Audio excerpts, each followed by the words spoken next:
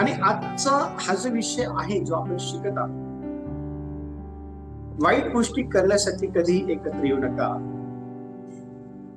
पवित्र शास्त्र आपल्याला काय सांगतं, काय शिकवतं हे आपण पाहणार आहोत. आणि पहिला मुद्दा लिहून घ्या. पहिला जो मुद्दा आहे तो हा आहे, वाईट कामासाठी बहुसंख्य लोकांबरोबर जाऊ नका. पहिला मुद्दा लिहा, वाईट कामासाठी बहुसंख्य किंवा लोकांच्या घोळक्याबरोबर जाऊ नका किंवा लोकांच्या समुदायाबरोबर जाऊ नका. ठीक आहे. आणि पवित्र शास्त्रामध्ये ज्या वेळेला आपण निर्गम याचा 23वा अध्याय आणि त्याचं वचन 2 वाचतो ना, तर निर्गमच्या पुस्तकामध्ये दुसरं वचन जे आहे ना, त्या ठिकाणी बहुसंख्य जे काही लोक आहेत ते वाईट काम करण्यासाठी एकत्र आलेले किंवा एकमेकांसोबत गेलेले आपल्याला पाहायला भेटतात. आणि जे काम करण्यासाठी ते एकत्र आले ते वाईट होतं, देवाला आवडणारं नव्हतं. आणि कोणतं काम ते होतं हे जर आपल्याला समजून घ्यायचं असेल तर निर्गमन याचा 23वा अध्याय आणि त्याचं दुसरं जे वचन आहे ते आपण वाचू. दुष्कर्म करण्यास प्रवृत्त होणाऱ्या बहुजन समाजास अनुसरू नकोस आणि बहुजन समाजास अनुसरून एखाद्या मुकदम्यात विपरीत न्याय होण्यासाठी साक्ष देऊ नको. बघा, आता परमेश्वर देव ह्या ठिकाणी अतिशय स्पष्टपणे न्याय आणि न्याय बुद्धी याविषयी इस्रायल लोकांना जे आहे ना, काय करत आहे, सांगत आहे किंवा शिकवत आहे. आणि इस्रायल लोकांना जी गोष्ट सांगत आहे ती वचन 2 मधून अतिशय स्पष्टपणे समजण्याकरता आपल्याला मदत होती की वाईट किंवा दुष्कर्म करण्यास प्रवृत्त होणाऱ्या लोक समुदायास अनुसरू नको. आणि जर तू लोक समुदायास अनुसरून एखाद्या मुकदम्यात विपरीत न्याय होण्यासाठी साक्ष देऊ नको. आणि आज जास्तीत जास्त आपण पाहतो की लोक जे आहे ना, वाईट काम करण्याकरता लवकर एकत्र येतात. आणि वाईट काम हे यशस्वीरित्या व्हावं यासाठी अनेक खोट्या ज्या काही साक्षी आहे ना त्या पण ते देतात, किंवा अनेक खोटे साक्षीदार जे आहेत ना ते पण ते उभे करतात. पवित्र शास्त्र अतिशय स्पष्टपणे हे सांगत आहे, हे शिकवत आहे की वाईट काम करण्याकरता लोक समुदायाबरोबर जे आहे ना ते जाऊ नको. आणि जर लोक समुदायाबरोबर जर तू गेला तर त्या ठिकाणी लोक समुदायाच्या वतीने तू खोटी साक्ष जी आहे देऊ शकतो. आणि तुझ्या अशा प्रकारच्या कृतीमुळं परमेश्वर देव जो आहे ना तो प्रसन्न न होता, तो नाराज होईल. आणि पवित्र शास्त्रामध्ये ज्या वेळेला आपण गणनाचं पुस्तक 16वा अध्याय आणि 1 ते 35 वचन जेव्हा आपण वाचतो ना, तर त्या ठिकाणी अतिशय स्पष्टपणे आपल्याला हे समजतं की कोरह, दाथान आणि अभिराम जे आहे ना यांनी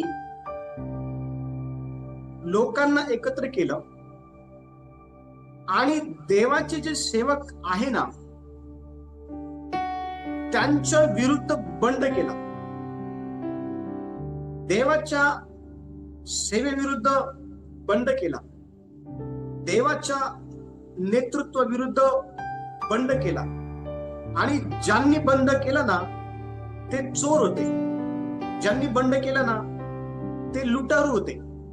ज्यांनी बंड केला ना त्यांच्यामध्ये आधीनता हा प्रकार नव्हता. ज्यांनी बंड केला ना त्यांना जलसी मोशे विरुद्ध आणि मोशे करत असलेली जी काही सेवा आहे त्या सेवेविरुद्ध असलेले आपल्याला पाहायला भेटते. आणि ज्या वेळेला आपण निर्गम गणना याचा 16वा अध्याय जो आहे,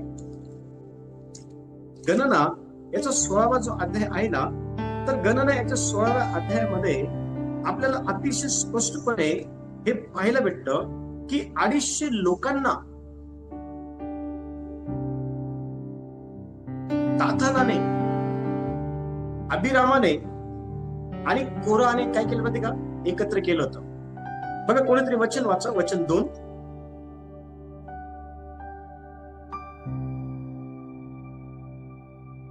गणना 16वा अध्याय आणि वचन 2 काय म्हणत आहे? हे इस्रायलतील 250 लोकांना बरोबर घेऊन मोशे विरुद्ध उठले. हे लोक सरदार असून मंडळीचे प्रतिनिधी व नामांकित पुरुष होते. हा बघा, आता ज्या लोकांना बहवण्यात आलं ना किंवा ज्या लोकांना बंड करण्याकरता उभं करण्यात आलं ना ते काही सर्वसाधारण लोक नव्हते. ते काही सर्वसाधारण लोक नव्हते. त्या लोकांची साक्ष होती. त्या लोकांना देवाने सरदार म्हणून किंवा मंडळीचं प्रतिनिधित्व करणार म्हणून किंवा एक नामांकित अशा प्रकारची त्यांची ओळख होती. आणि अशा प्रकारचे लोक हे वाईट काम करण्याकरता एकत्र आले.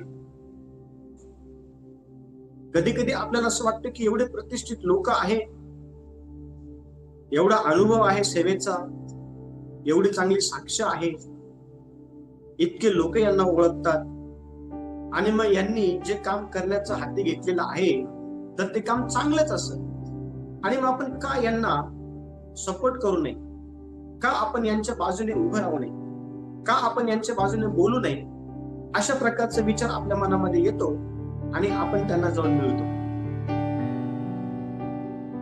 पण लक्ष द्या, आपण त्यांना जाऊन मिळण्या अगोदर त्यांच्या कामाचं परीक्षण जे आहे ते आपण करणं फार गरजेचं आहे. आणि त्यांचं जर काम जर देवाची सेवा उद्ध्वस्त करणार आहे, त्यांचं जर काम देवाच्या प्रामाणिक सेवकाला त्रास देणार आहे, त्यांचं जर काम देवाच्या सेवेमध्ये अडखळ निर्माण करणार आहे, तर मग त्यांच्या बरोबर न गेलेलं चांगलं आहे. एकटं राहणं चांगलं आहे घोळक्या बरोबर राहण्याऐवजी. कारण अनेक वेळा घोळका किंवा लोक समुदाय हा खराच असतो असं नसतं.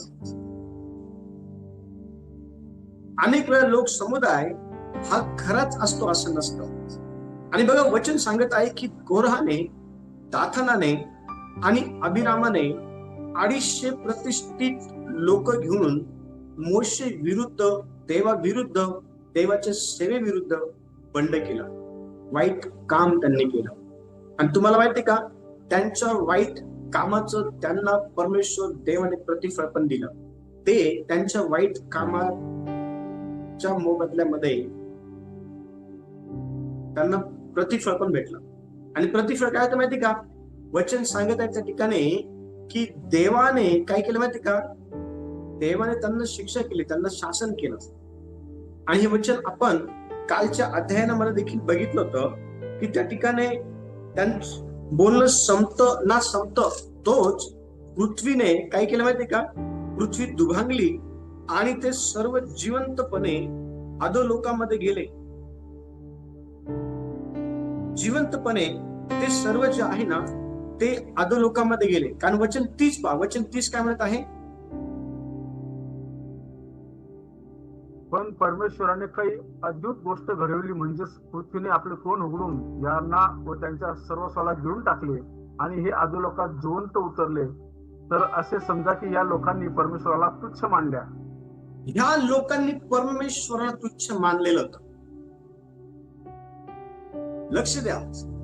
आणि परमेश्वराला तुच्छ मानणं हे पाप आहे. परमेश्वराच्या सेवेच्या विरोधामध्ये बंड करणं हे पाप आहे. परमेश्वराच्या सेवेमध्ये अडथळा निर्माण करणं हे पाप आहे. परमेश्वराच्या प्रामाणिक सेवकाविरुद्ध उभं राहणं हे पाप आहे.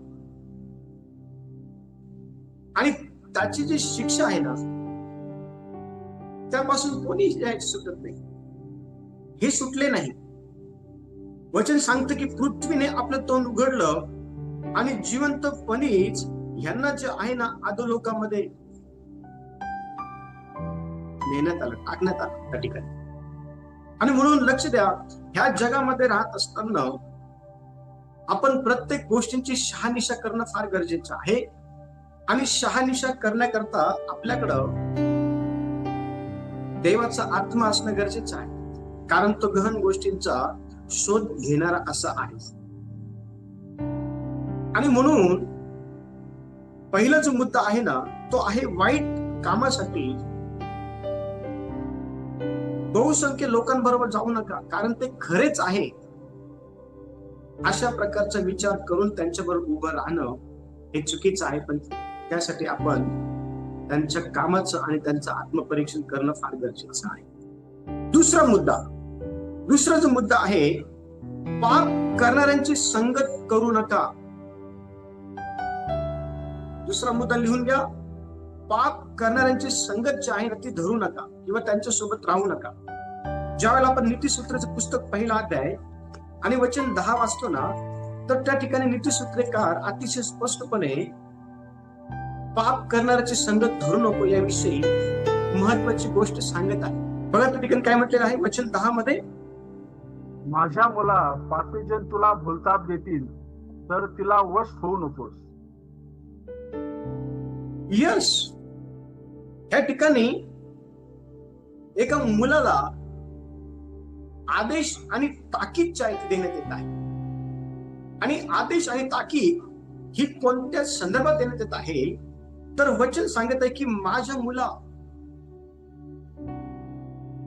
आपण देवाची लेकरं आणि देव एक बाप या नात्याने आपल्याला आदेश देत आहे, आपल्याला ताकीद देत आहे की माझ्या मुला, पापी लोक तुला फूस लावतील, त्यावेळेला तू त्यांच्या बरोबर जाऊ नको, त्यांच्या फूसला तू वश होऊ नको. आणि त्यांच्या फूसला तुम्ही वश व्हावं म्हणून ते तुम्हाला अनेक आमिष पण दाखवतील, अनेक प्रकारचं आमिष पण तुम्हाला ते दाखवतील. आणि अनेक प्रकारचं आमिष दाखवून, आता आमिष वेगवेगळ्या प्रकारचं आहे,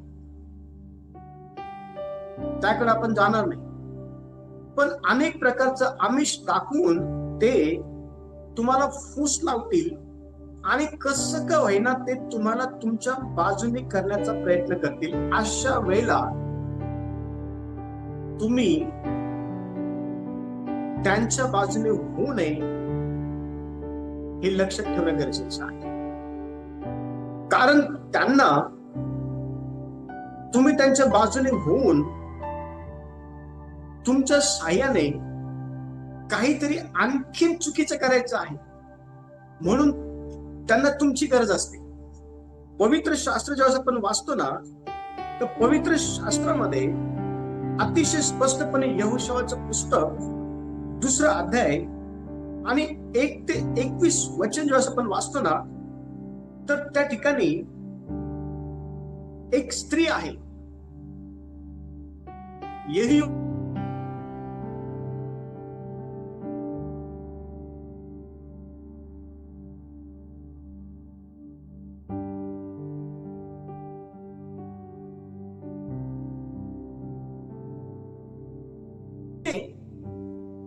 ज्या देशामध्ये ती राहायची त्या देशातले लोक पापी आहे हे तिला माहिती होतं, आणि म्हणून तिने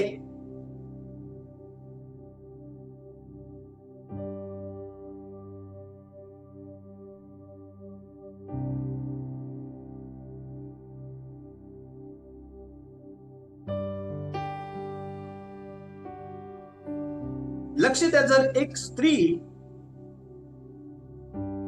जर पाप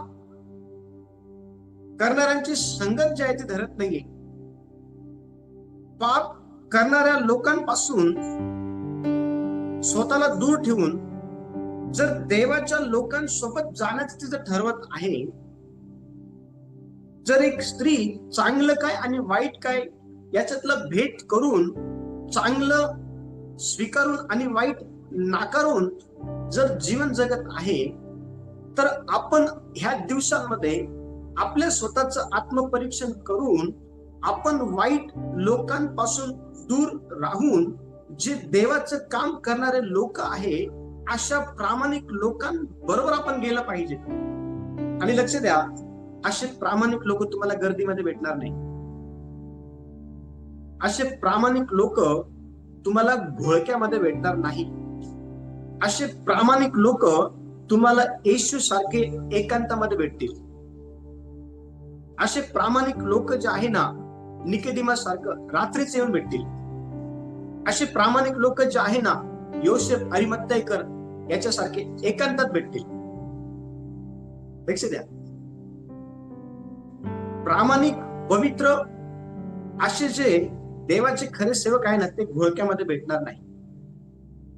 आणि म्हणून ह्या दिवसांमध्ये आपण काही शिकलं पाहिजे. राहाब ही जी आहे ना, हिने तिच्या वाईट लोकांना साथ न देता देवाच्या प्रामाणिक लोकांना तिने साथ दिली.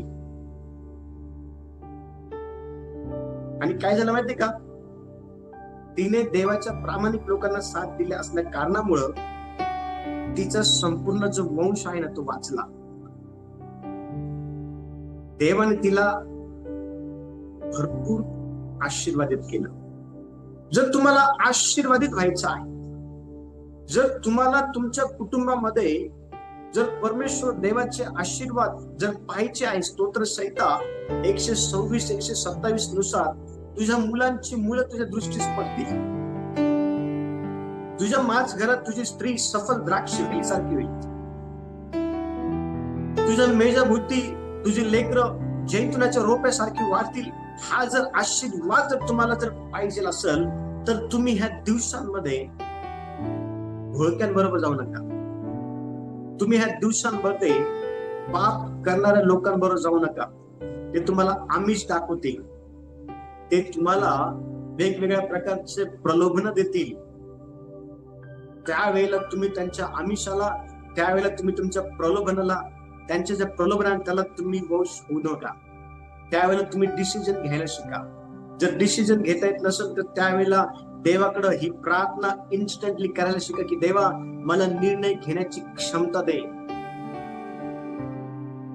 आणि लक्ष द्या, राहाब जे आहे ना, तिने निर्णय घेतला, मी माझ्या वाईट लोकांबरोबर राहणार नाही, मी त्यांना साथ देणार नाही, मी देवाच्या प्रामाणिक लोकांना साथ देईल. आणि लक्ष द्या, तिने देवाच्या प्रामाणिक लोकांना साथ दिली असल्या कारणामुळं परमेश्वर देवाने तिचा वंश या पृथ्वीवरती कायम ठेवला, तो आशीर्वादित केला.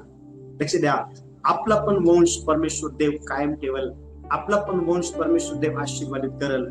आपल्या पण जीवनामध्ये परमेश्वर त्याचे जे आशीर्वाद आहे ना ते देईल आणि ते घ्यावे, ते मिळवून घ्यावे. म्हणून आपण काय केलं पाहिजे, पाप करणाऱ्या लोकांची संगत धरू नका. पाप करणारे लोक हे भयानक असतात. पाप करणारे लोक भयानक असतात. आणि कोण कोण पाप करू शकतं, कोणत्या कोणत्या प्रकारचं करता येऊ शकतं, हे येणाऱ्या दिवसांमध्ये डिटेल मध्ये आपण शिकणार आहोत. तिसरा मुद्दा, वाईट संगत तुमच्या चांगुलपणाला बिघडवते. तिसरा मुद्दा, वाईट संगत तुमच्या चांगुलपणाला बिघडवते. बघा, 1 करीन 15वा अध्याय आणि वचन 33 पहा. 1 करीन 15वा अध्याय आणि वचन 33 आपण वाचू. नका, कुसंगतीने नीती बिघडते. Very good. फसू नका. वाईट संगतीने नीती बिघडते. जर तुमची संगत जर वाईट आहे तर त्यामुळं तुमचे जीवन जे आहे, तुमचं जीवन हे उद्ध्वस्त होऊन जात आणि तुमचं जीवन उद्ध्वस्त व्हावं या अनुषंगाने वाईट लोक तुम्हाला चांगल्या गोष्टी दाखवून फसवून टाकतात.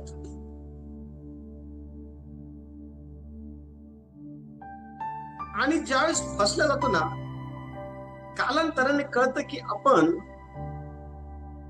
चुकीची निवड केली, चुकीच्या लोकांबरोबर आपण राहिलो. पवित्र शास्त्रामध्ये देखील आपण पाहतो की पहिले शमूएल जे आहे ना, पहिले शमूएल जर आपण 18वा अध्याय आणि 6 ते 9 वचन जर आपण वाचलं, किंवा पहिले शमूएल 22वा अध्याय आणि 6 ते 19 वचन जर आपण वाचलं ना, तर त्या ठिकाणी चुकीच्या लोकांच्या सल्ल्यामुळं शाऊल राजाने जे आहे ना, दावीदा विरोधामध्ये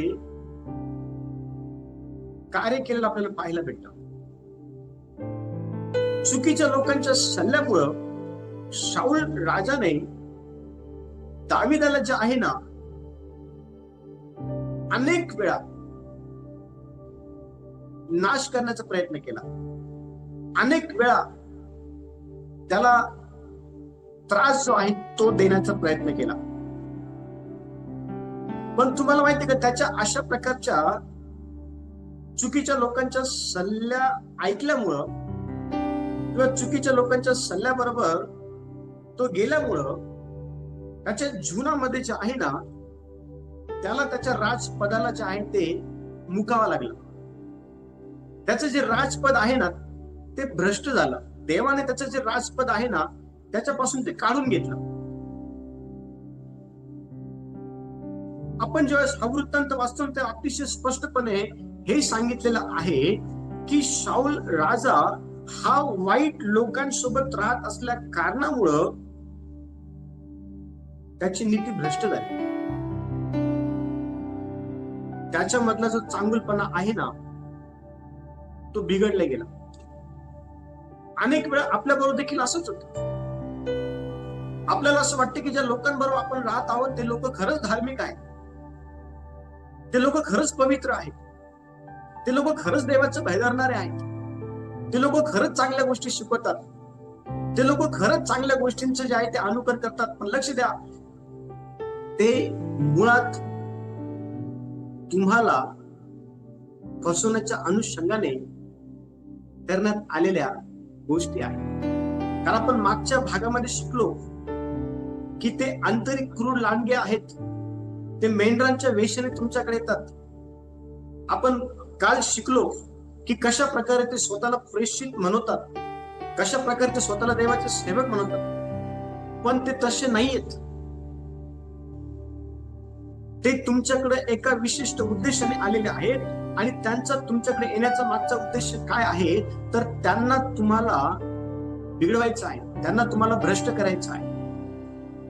तुमच्यामध्ये असलेला देवाचा जो काही प्रामाणिकपणा आहे, देवाबरोबर तुमच्या देवाची जी काही तुमच्यामध्ये असलेली जी काही भीती आहे, देवाची जी काही सत्यता आहे, जे काही प्रेम आहे, जो काही प्रामाणिकपणा आहे, जी काही पवित्रता आहे, ती त्यांना तुमच्या मधली काय करायची नष्ट करायची. म्हणून ते तुमच्याकडे येतात तुम्हाला सल्ले देण्यासाठी. पण प्रत्येकाचे सल्ले घेऊ नका. प्रत्येकाचे सल्ले घेण्या अगोदर हे तपासा की खरंच हा व्यक्ती देवाकडनं आहे का, खरंच हा व्यक्ती जो सल्ला देत आहे त्या सल्ल्याप्रमाणे ह्या व्यक्तीच्या जीवनामध्ये तो तसा आहे का. लक्ष द्या, देवाच्या वचनाला बारकाईने ह्या दिवसांमध्ये आपल्या जीवनामध्ये प्राधान्य द्या. निश्चित अर्थाने परमेश्वर देव हा अनेक चांगल्या गोष्टी ज्या आहे ना तुमच्या जीवनात केल्याशिवाय राहणार नाही. शाऊलाने वाईट लोकांचा सल्ला अनुसरला आणि देवाच्या प्रामाणिक सेवक ज्याचं नाव दावीद आहे त्याला त्रास द्यायचा प्रयत्न केला. काय झालं माहिती का, त्याचं राजपद त्याच्यापासून हिरावून गेलं. त्याचं राजपद त्याने वाईट लोकांच्या सल्ल्यामुळं भ्रष्ट करून टाकलं. आपल्याला देखील या दिवसांमध्ये या गोष्टीकडे लक्ष देणे गरजेचं आहे की आपण कुणाचे सल्ले घेतले पाहिजेत आणि कुणाचे घ्यायला नको. कुणाचे सल्ले आपल्याकरता चांगले आहेत आणि कुणाचे सल्ले आपल्याकरता वाईट आहेत हे आपल्याला समजणं फार गरजेचं आहे. आणि लक्ष द्या, जर आपण यामध्ये निर्णय करायला शिकलो तर निश्चित अर्थाने आपलं जे आध्यात्मिक जीवन आहे ते आशीर्वाद झाल्याशिवाय राहणार नाही. चौथा मुद्दा, जे वाईटाला चांगलं म्हणतात ते देवापासून दूर असतात. लक्ष द्या, जे वाईटाला चांगलं म्हणतात ते देवापासून दूर असतात. बघा, यशायाचं पुस्तक 5वा अध्याय आणि वचन 20 पहा काय म्हणत आहे. यशायाचं पुस्तक 5वा अध्याय आणि वचन 20. जे वाईटाला बरे व बऱ्याला वाईट म्हणतात, जे प्रकाशाला अंधकार व अंधकाराला प्रकाश समजतात, गोड ते कडू व कडू ते गोड मानतात, त्यांना धिक्कार असो. त्यांना धिक्कार असो. आणि हे जे आहेत ना हे दुष्ट आहेत, पण हे त्यांची दुष्टता धार्मिकतेचं सोंग घेऊन लपून बसलेले आहे देवाच्या सेवेमध्ये. आणि देवाचं वचन अतिशय स्पष्टपणे ह्या ठिकाणी त्यांना एक्सपोज करतात. आणि देव म्हणत आहे की जे वाईटाला बरं म्हणतात आणि बऱ्याला वाईट म्हणतात, जर तुम्ही प्रामाणिकपणे देवासोबत जर चाललेले आहात आणि तुमच्या प्रामाणिकपणामुळे जर एखाद्याला जर खरं त्रास होत आहे, कारण तुमचा प्रामाणिकपणा हा एखाद्याला एक्सपोज करू शकतो आणि तुम्ही त्याला एक्सपोज करू नये म्हणून तुम्ही वाईट आहात अशा प्रकारे तो साक्ष देऊन लोकांना बहकवू शकतो. लोकांना तो आपल्याकडून करू शकतो. आता पूर्वीपासून तर आतापर्यंत तेच चालू आहे, इथून पुढे पण तेच चालू राहणार. आणि असे जे लोक आहेत ना ते दुष्ट आहेत. आणि दुष्ट लोक हे वाईटाला चांगलं म्हणतात आणि चांगल्याला वाईट म्हणतात. जे प्रकाशाला अंधकार म्हणतात आणि अंधकाराला प्रकाश समजतात, ते गोडला कडू आणि कडूला गोड म्हणतात. म्हणजे ते सरळ चालत नाही. ज्याला गोड म्हटलं पाहिजे त्याला गोड नाही म्हणत, ज्याला चांगलं म्हटलं पाहिजे त्याला चांगलं नाही म्हणत, ज्याला प्रकाश म्हटलं पाहिजे त्याला प्रकाश नाही म्हणत.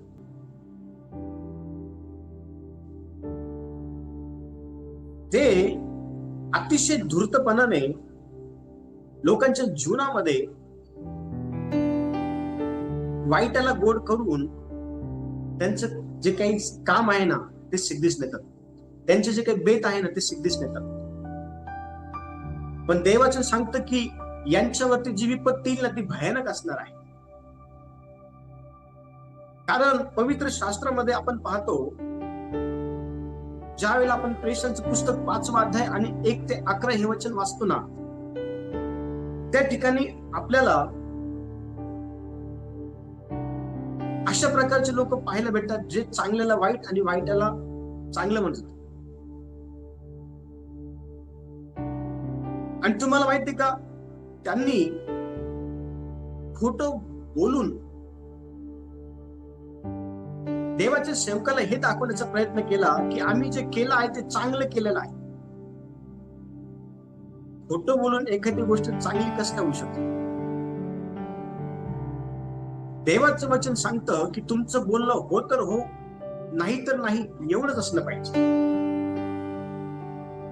याच्या पलीकडे जे काही आहे ते शैतानाकडनं आहे. आणि हनन्या आणि सफेरा यांनी खोटं बोलून जे आहे ना, जे काही धन आहे, पैसा आहे, तो त्यांनी लपवून ठेवला. आणि ज्या वेळेला देवाचा सेवक पेत्र याने त्यांना पवित्र आत्म्याच्या सामर्थ्यात विचारलं की तुम्ही इतक्याला जमीन विकली का? त्यावेळेला त्यांनी हे म्हणायला पाहिजे होतं की नाही, यातला काही भाग जो आहे ना पैशांचा, तो आम्ही माग ठेवलेला आहे. जर हे पण त्या ठिकाणी ते बोलले असते ना, तर त्या ठिकाणी दोघांनाही मरण एकामागे एक आलं नसतं. पण दोघांनी संगनमताने खोटं बोललं असल्या कारणामुळं त्या ठिकाणी त्यांना मृत्यूला सामोरे जावं लागलं. आणि आज अनेक लोक देवाच्या सेवेमध्ये खोटं बोलून पैसा कमवत आहेत.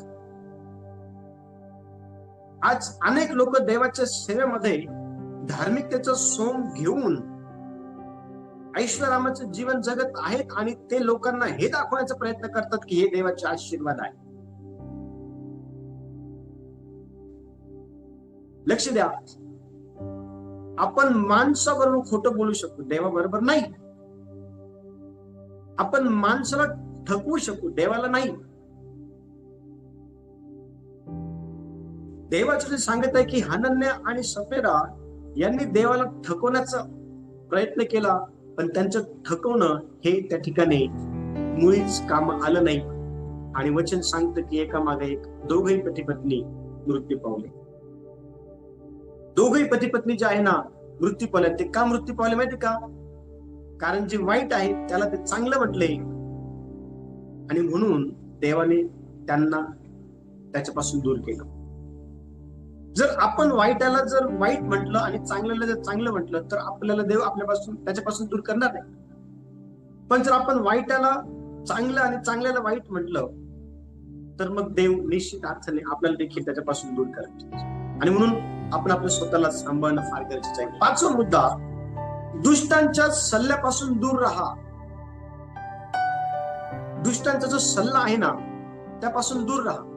कारण स्तोत्र संहिता 1 अध्याय आणि वचन 1 पहा काय म्हणत आहे.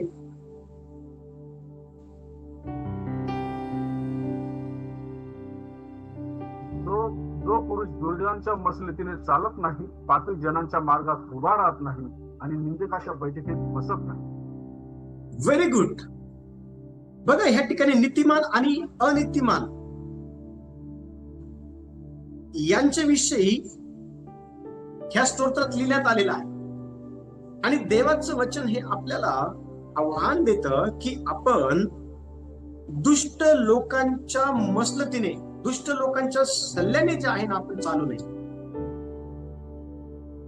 त्यांचा जो काही सल्ला आहे, त्यांची जी काही मसलत आहे, त्यांच्या ज्या काही गोष्टी आहे ना त्याचं बारकाईने आपण निरीक्षण केलं पाहिजे. आणि त्या जर गोष्टी जर वाईट आहे तर त्यापासून आपण दूर राहायला पाहिजे. जर त्या गोष्टी वाईट आहे आणि त्या आपल्याला माहिती आहे आणि तरीही आपण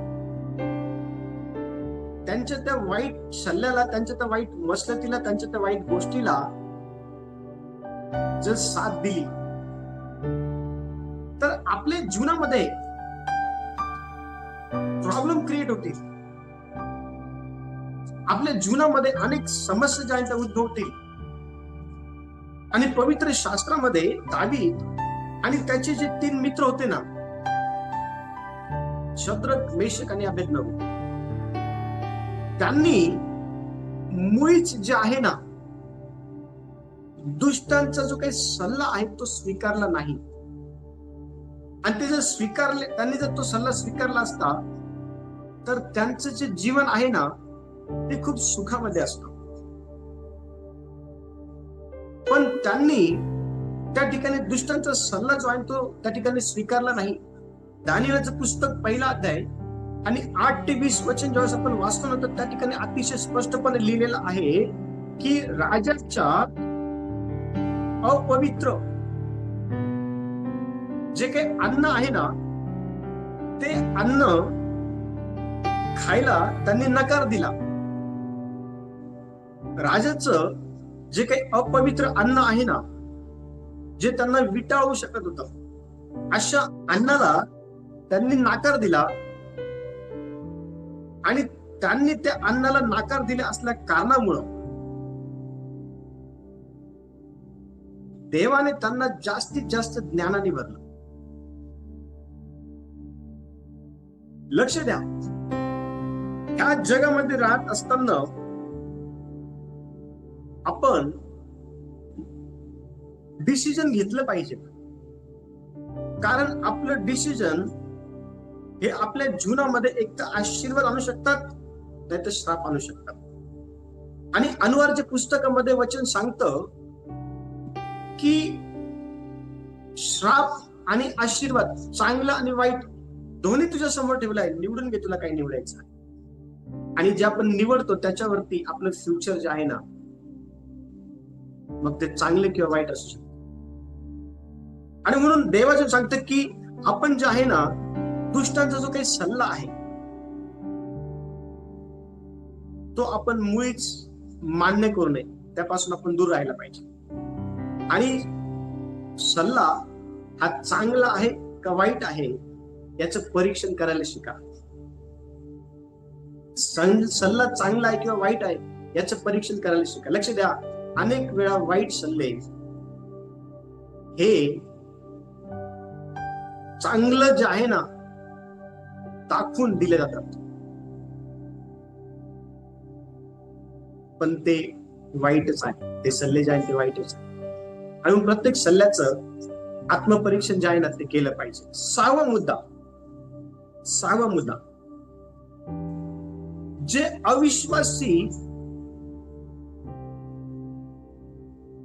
अविश्वासी जे लोक आहेत त्यांच्या बरोबर चुकीची एकजूट जी आहे ना ती टाळा. जे लोक अविश्वासी आहेत, जे देवाला ओळखत नाही, त्यांच्या बरोबर एकत्रितपणा किंवा एकजूटता टाळा. आणि का ती टाळली पाहिजे, तर ज्या वेळेला आपण दुसरे कोरिन्थ 6वा अध्याय आणि त्याचं 14 वचन वाचतो ना, बघा ठिकाणी काय म्हटलेलं आहे. दुसरे कोरिन्थ 6वा अध्याय आणि वचन 14, तुम्ही विश्वास न ठेवणाऱ्यांबरोबर संबंध जोडून विजोड होऊ नका, कारण नीती व स्वैराचार यांची भागी कशी होणार, उजेड व अंधार यांचा मिलाप कसा होणार. Very good. बघा, ज्यांना देवाची ओळख नाही पण ते देवाच्या सेवेमध्ये आज आहे आणि ते असं दाखवायचा पण प्रयत्न करतात की आम्हाला देवाविषयी माहिती.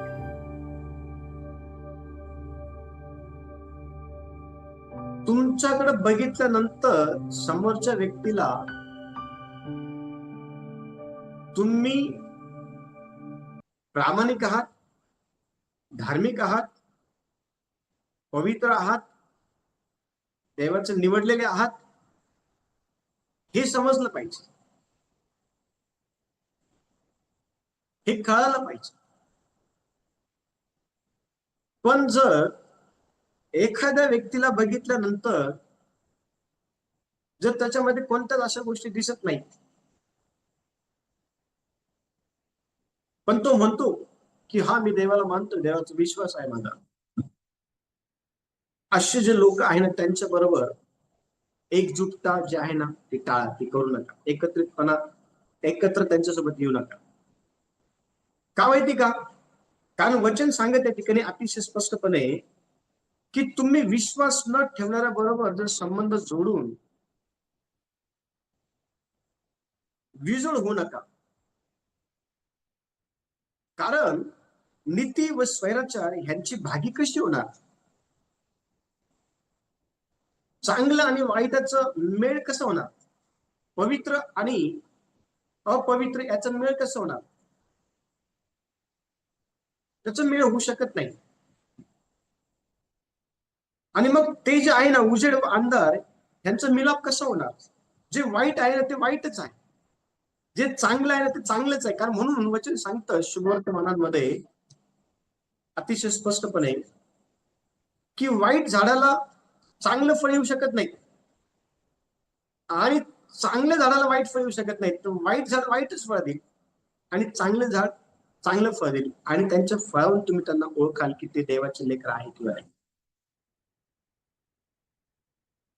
आणि म्हणून ह्या दिवसांमध्ये आपण या गोष्टींकडे लक्ष देणं फार गरजेचं आहे. पवित्र शास्त्र जेव्हा आपण वाचतो ना, शास्त्राचं पुस्तक 16 अध्याय आणि 4 ते 21 हे वचन जेव्हा आपण वाचतो ना, त्या ठिकाणी शमशोन नावाचा एक व्यक्ती आहे. देवाने त्याला सेवा करण्यासाठी निवडलेलं होतं आणि देवाने त्याच्याकडनं अनेक पराक्रम करून घेतले, पण देवाचे जे काही नियम आहे त्याचं पालन त्याने केलं नाही आणि तो एका अविश्वासी जी काही स्त्री आहे तिला जाऊन तो मिळाला, जिचं नाव आहे दलीला.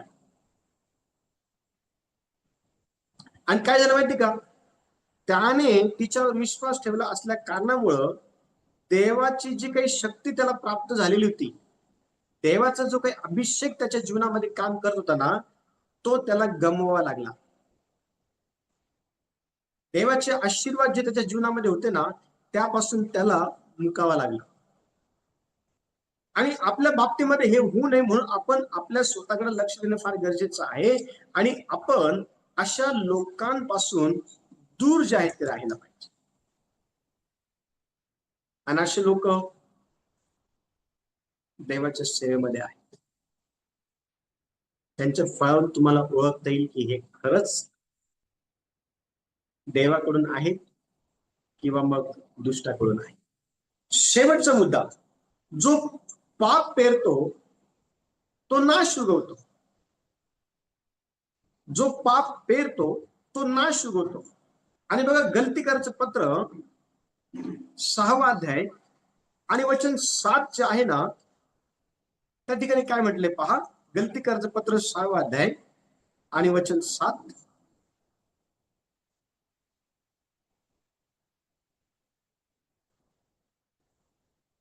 हसू नका, देवाचा उपहास व्हायचा नाही, कारण माणूस जे काही पेरतो त्याचेच त्याला पीक मिळते. Very good. हसू नका. आणि आज सर्वात जास्त फसवेगिरीचा आत्मा मोठ्या झपाट्याने सर्वत्रकडं कार्य करताना दिसून येतो. फसवेगिरीचा आत्मा. चांगले चांगले लोक फसले जातात. विश्वासणारे देखील, देवाच्या सेवक जे स्वतःला म्हणतात ते देखील फसले जात आहेत अशा फसवणुकीच्या आत्म्याच्या द्वारे. देवाचे अतिशय स्पष्टपणे सांगत आहे की फसू नका, देवाचा उपहास व्हायचा नाही, कारण माणूस जे काही पेरतो त्याचेच त्याला पीक मिळते. आणि आज अनेक लोक हेतुपुरस्सर देव काय आहे माहिती असताना देखील, वचन काय आहे माहिती असताना देखील वाईट गोष्टींची पेरणी करत आहे. स्वतःच्या चुका लपवण्याच्या अनुषंगाने वाईट गोष्टींची पेरणी करत आहे. पण वचन सांगतं की जे काही तुम्ही पेरतात त्याच प्रतिफळ तुम्हाला भेटेल, तेच उगवल, तेच गोळा करायला लागेल. आणि पवित्र शास्त्रामध्ये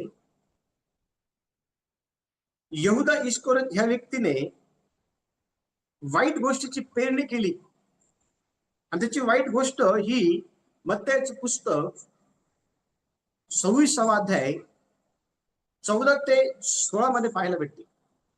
मत्तयाचं पुस्तक 27 अध्याय 3 ते 5 मध्ये पाहायला भेटते. त्याने येशूला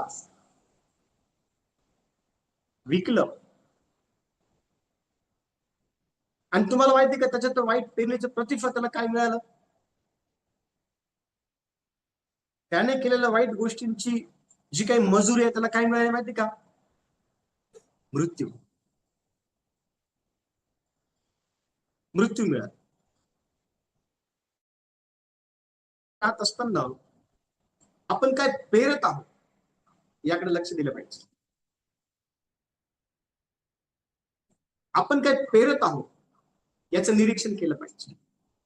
जर आपण देवाचे लेकरं आहोत तर देवाच्या गोष्टी आपण पेरत आहोत का लोकांच्या जीवनामध्ये, आपल्या स्वभावातून असेल, आपल्या बोलण्यातून असेल, आपल्या बसण्यातून, आपल्या चालण्यातून.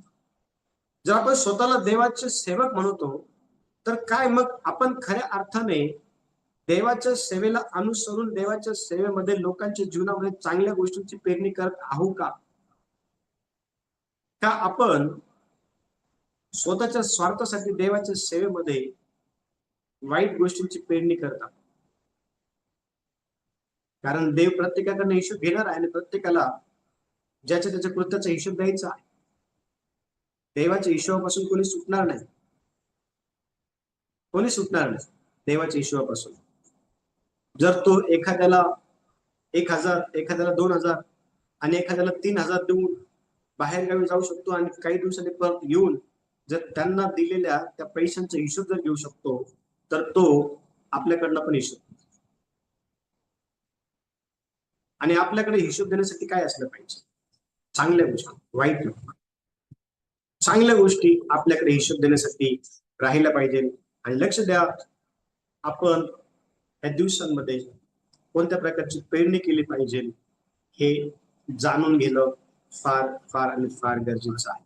देव या वचनाद्वारे सर्वांना आशीर्वाद देऊ. यावेळेला आपण आपले डोळे